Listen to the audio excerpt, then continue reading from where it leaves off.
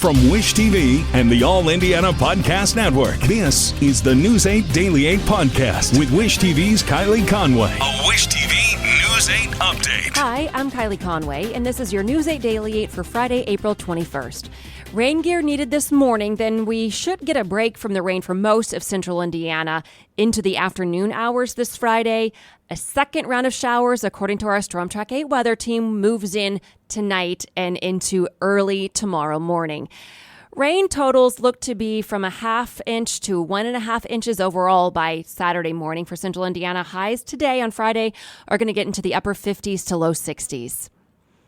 IMPD says 2 officers wounded in a deadly gun battle will survive. Pictures from IMPD just show the chaotic scene. There were bullet holes in the hoods of vehicles and windshields and doors, a number of squad cars, and the powerful rifle that officers say they found next to the suspect when it was all over.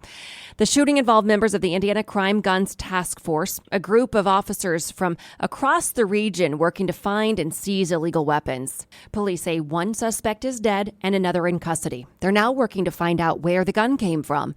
It all unfolded at about 12:40 yesterday afternoon when police saw the suspects driving on 30th and Post. Officers chased them before the suspects got stuck in between 2 buildings leading to the shootout. Police say a 46-year-old man opened fire, then officers returned fire, killing him. The other suspect ran off but was later arrested. Members of the Indiana Crime Guns Task Force will now work to determine where the gun came from. An internal investigation into the shooting is underway. IMPD says it will eventually release body camera video to the public. Police are working to figure out why a person was naked and shooting at passing cars on the north side. At least 1 person was injured. It happened just after 8 in the parking lot of a Tomwood Porsche dealership on East 96th Street. Officers found and arrested the suspect. Police say the person injured is stable. Police say the suspect was intoxicated and that he hit the dealership and 4 vehicles with bullets. 2 of the vehicles hit collided. No word on any injuries from that crash. Today, an 11-year-old boy killed in a shooting will undergo an autopsy. This shooting happened just before 5 yesterday evening in South Bend. Officers there say they found the boy shot on Johnson Street south of State Road 20. Police say he died at the hospital. They've not shared any information on a suspect. South Bend Mayor James Mueller calls it a tragic loss in a statement to News 8. He goes on to say, "My prayers are with his loved ones. We need to come together as a community to protect our kids and keep them alive and free." Police say it was an IPS student killed in an East Side shooting yesterday morning. We brought you that shooting as breaking news throughout daybreak yesterday. I talked about the shooting on the podcast. What we've learned since, the Marion County coroner identified the student as 15-year-old Derek Marshy Houston Jr. A bus driver found Houston in the street at Breen Drive and Brentwood Avenue at about 6:30 yesterday morning. That's near 38th and Post. He died at the hospital. No arrests have been made. A Bloomington woman is now charged with a federal hate crime for stabbing somebody on a bus. A grand jury handed up an indictment for what prosecutors say was racially motivated attack. The victim from Carmel was of Chinese descent. Bloomington police arrested Billy Davis in January. Police say she had no interaction with the victim before the attack. Part of the Kroger store in Speedway will stay closed for now after failing another health inspection. The Crawfordsville Road Kroger closed its deli, bakery, and 3 aisles over the weekend due to reports of mice and mouse droppings. The Marion County Health Department says inspectors visited the store again yesterday. Inspectors say the deli and bakery did not meet the department's standards and are still under restriction. No word yet when inspectors will check the store again. New reports say President Biden may formally announce his re-election bid. The AP and CNN report advisors and allies are preparing a video announcement on Tuesday. That would mark 4 years to the day since his 2019 campaign announcement. Biden has repeatedly said he intends to run, but has stopped short of committing to it.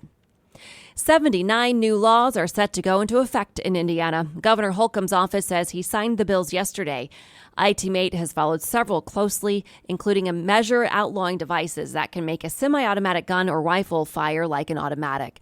The new state law echoes federal restrictions already on the books. Another law will lead to major changes to 911 systems across the state. An ITMate investigation showed a lack of communication between county 911 systems that it can lead to deadly delays in response times. The new law starts the process of making sure the closest crews respond to emergencies, even if the call comes in from across a county line.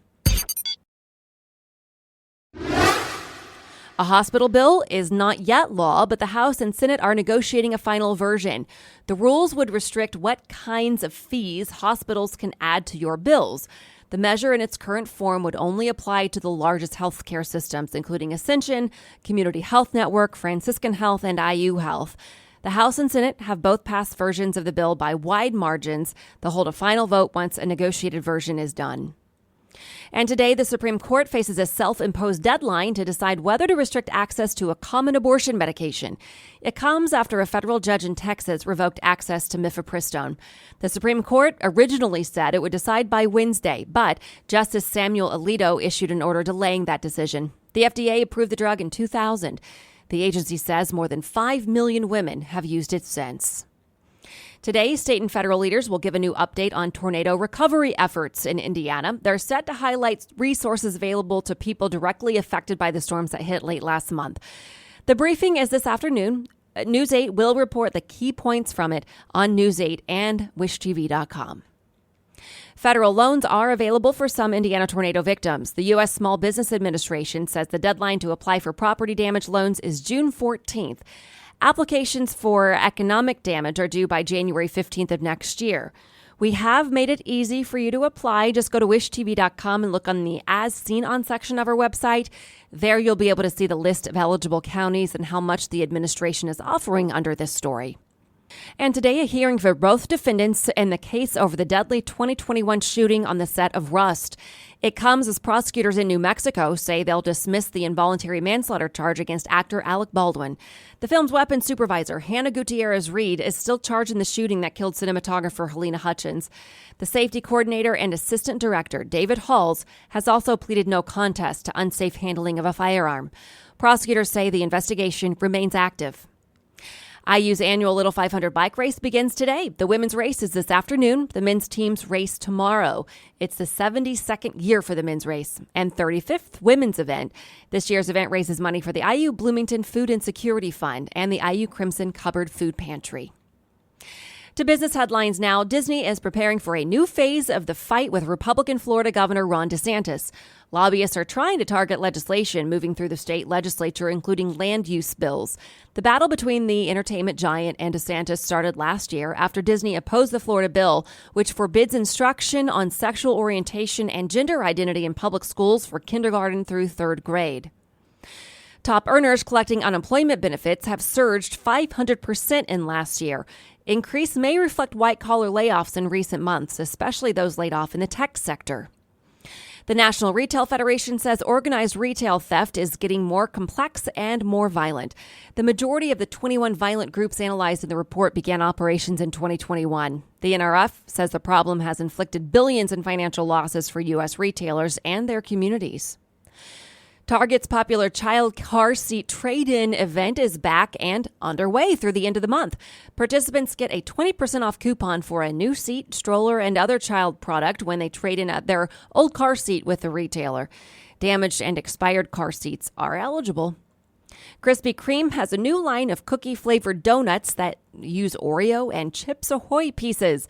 The 4-piece Cookie Blast set is available for purchase right now, and it will be available at Krispy Kreme shops nationwide through Sunday, May 7th.